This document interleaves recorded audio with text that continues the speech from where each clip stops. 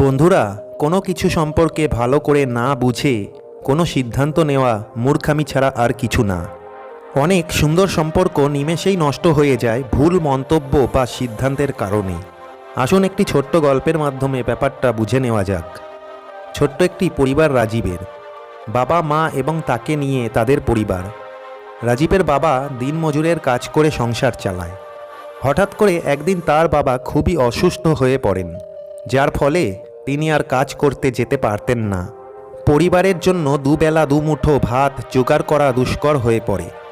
একদিন তার মা শেষ সম্বল সোনার হারটি তার কাকার কাছে বিক্রি করার জন্য রাজীবের হাতে তুলে দেন। রাজীব তার মায়ের কথা মতো ওই হারটি নিয়ে তার কাকাকে দেখায়।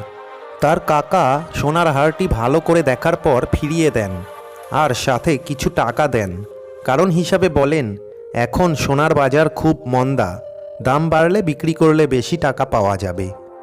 আর কাজের জন্য কাল থেকে তার দোকানে রাজীবকে আসতে বলে, আর এই কাজের জন্য দিনে তাকে সামান্য পারিশ্রমিক দেবেন।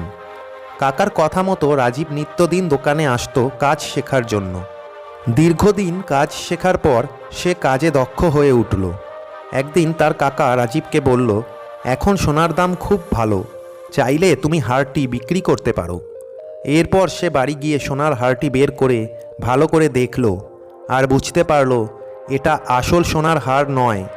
সে তাড়াতাড়ি দোকানে ছুটে এসে তার কাকাকে সব কথা খুলে বলল। তখন তার কাকা বলল, রাজীব, তুমি যখন প্রথমবার এই হারটি আমার হাতে দিয়েছিলে তখন আমি বুঝতে পেরেছিলাম এটা আসলে সোনার হার নয়, কিন্তু সত্য কথাটা তখন বলিনি, কারণ তুমি ভাববে এই দুর্দিনে কাকাও সোনার হারকে নকল করছে। বন্ধুরা, এই ছোট্ট গল্পটির মাধ্যমে আমরা এই শিক্ষাই পাই যে কোনো কিছুর সম্পর্কে ভালো করে না জেনে শুনে কোনো সিদ্ধান্ত নেওয়াই উচিত নয়, না হলে অনেক ভালো ভালো সম্পর্ক নিমেষেই শেষ হয়ে যেতে পারে। বন্ধুরা, গল্পটি ভালো লাগলে আশা করি গল্পটিতে একটি লাইক অবশ্যই করবেন। নমস্কার।